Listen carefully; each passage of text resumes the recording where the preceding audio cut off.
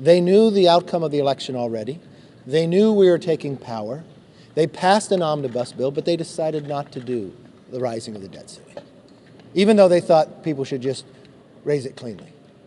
Speaking with the president, I told him two things. We'll not raise taxes. Why? Because we got more revenue coming in to our coffers at any time in American history. The problem is the Democrats had been in power and they increased the amount of spending to the highest level we've ever had at any time in American history, especially to GDP. And now we have the highest debt at any time to American history. So I just think it's common sense, it's reasonable and it's rational that we spend less next year than we spend this year. Every household would do this. We have money that sits out there, COVID, that's been appropriate that hasn't been used. We now know the damage that the Democrats have done in the majority when they spent that extra $6 trillion. It brought us inflation, harming every single family, made us more dependent upon China.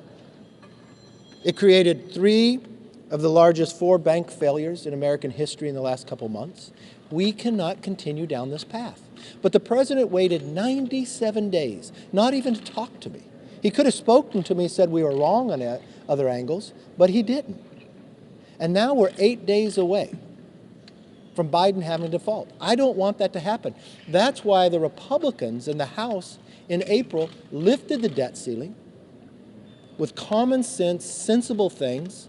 They're pulling the COVID money back, work requirements, they let people go back to work, help our supply chain, make us less dependent on China, and more importantly, people working, then they're paying into Social Security and Medicare, making those 2 entities stronger. And then making us stronger in our energy field where we're cutting the red tape, where we could build things in America again, putting people back to work. That's reasonable, that's rational. But it sits in the Senate. But if the president waits too long, he can always take that up. You said, yes. finish the negotiations.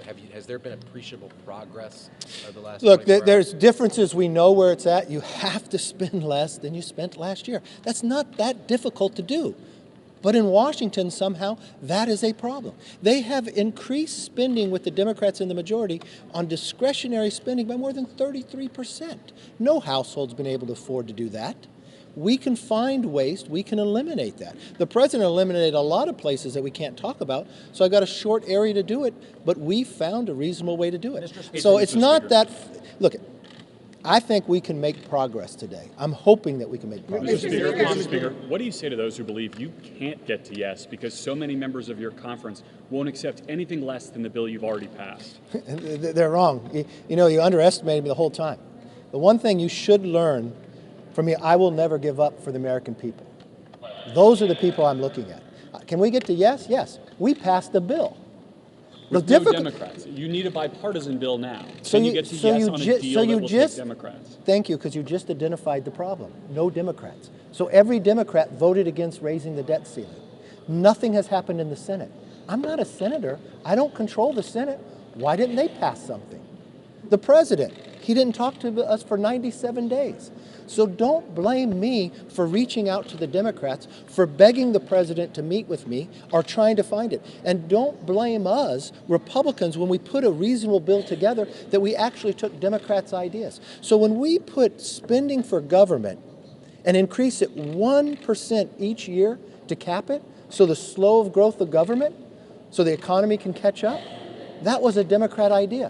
When we put work requirements in to help people get a job, that's something Senator Biden voted for and President Clinton signed into law. That was a Democrat-supported idea too. So it's not my fault that the Democrats today have become so extreme, so far to the socialist wing, that they are now opposed to work requirements, that they are now opposed to saving $1 less than you spent the year before. That, to me, really seemed that the problem are the Democrats. But the White House says they're trying to meet you halfway. So, I mean, at this stage of the game, since you are at loggerheads, what is the off-ramp here?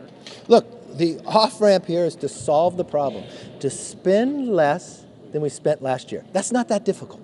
They still want to spend more. You cannot do that. No household would do that. Look, I explained this before. Well, they don't have a plan. They never passed anything. So, and you can't spend more money the next year than you spent this year. Look, I've explained this before.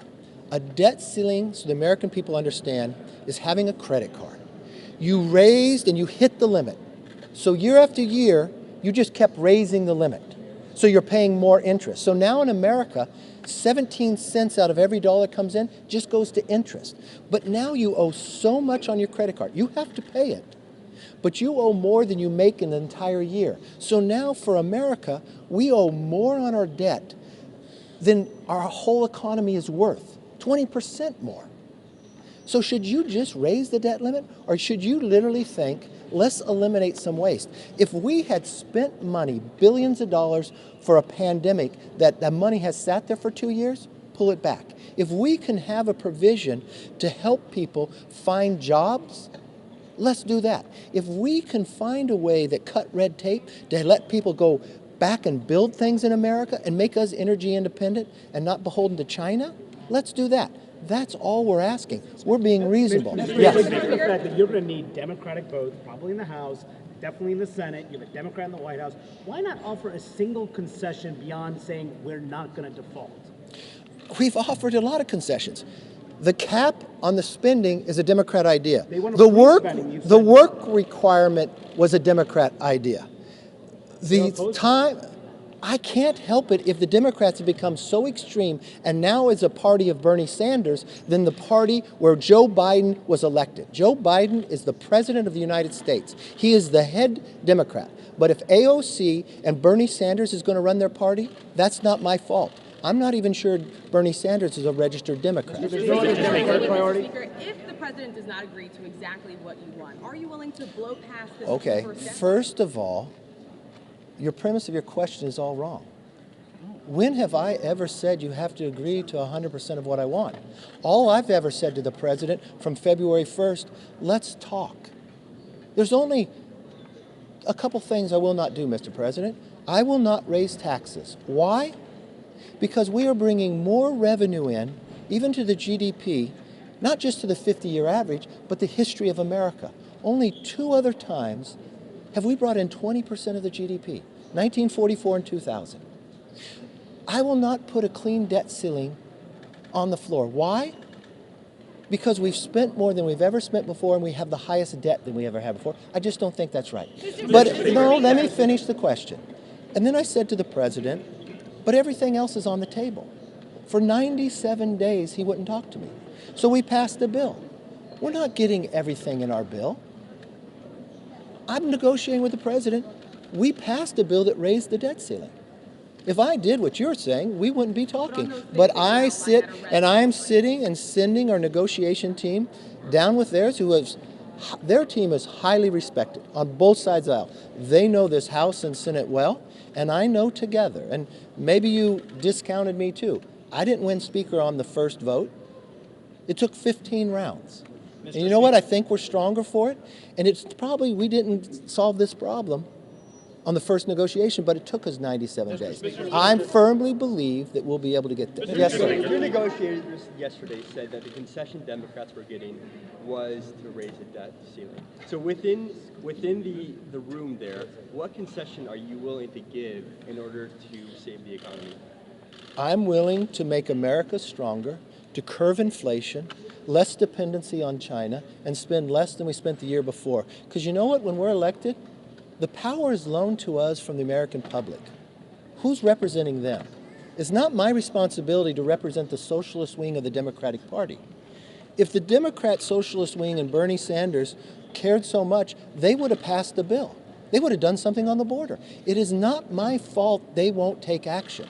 It is not my fault that the president would not meet with me for 97 days. I'm sorry, but the moment he was willing to meet with me, I've been there each and every day. And I firmly believe we will get and solve this problem. I never give up. Mr. Speaker, how much time will you give your conference to read the debt ceiling bill once an agreement is reached? 72 hours. Mr. Speaker, can I get clarity on that? Yes. Yes. Thank you, Jackson. Could I ask you a couple questions on popcorn to my colleague Melina from our sister outlet, NTD? Okay, ask your question. Okay. So, are you afraid that voters will blame Republicans for this crisis and any possible default, and what gives you hope that a deal can still be reached? Well, first of all, I don't think there'll be a default, and I don't see how you would blame Republicans. If there's any blame Republicans have, we're the only ones who acted. So if the American public didn't want if they get rewarded for not taking an action and ignoring a problem, the Democrats are going to win that award every day. They did that with Title 42 on the border. They've done that with inflation. They lied to us and told us it was transitory. They did that with the debt ceiling. They told us we shouldn't talk. So I'm sorry. If you want to blame Republicans for solving problems, we'll take that blame. Yes, ma'am. Yes. Will you blame progressives then if we default? Look, I'm not. The only thing I look at, if the Democrats control the Senate and they control the White House, and they wouldn't even do a bill and they wouldn't even communicate, I don't think I have to say who's to blame.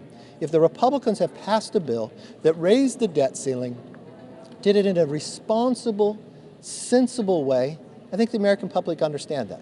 But first of all, let me tell the American public, I am not going to give up. We're not going to default. We're going to solve this problem. I will stay with it until we can get it done. But let's be honest about this. We have to spend less than we spent last year. It is not my fault that the Democrats cannot give up on their spending. And you would think, if you have the most revenue in the history of coming in, but when the Democrats were in power, they spent the most money. So we have the most expenses going out, the expenditures. It's not a revenue problem, it's a spending problem. And then you have the highest amount of debt. Don't you think that would finally wake them up to be sensible? Now look, I don't want to point things out, but we have a new here with CNN. I just heard on your news station that 60% of Americans believe the debt ceiling should only be raised after you found savings. So to your question, I think we're representing the American public, and that's what we'll continue to do. Look, I apologize. I got to open up the House. I appreciate spending time with you. We'll continue to keep you updated as we go, and I look forward to the days. Thank you all very much. What's the timeline that you're working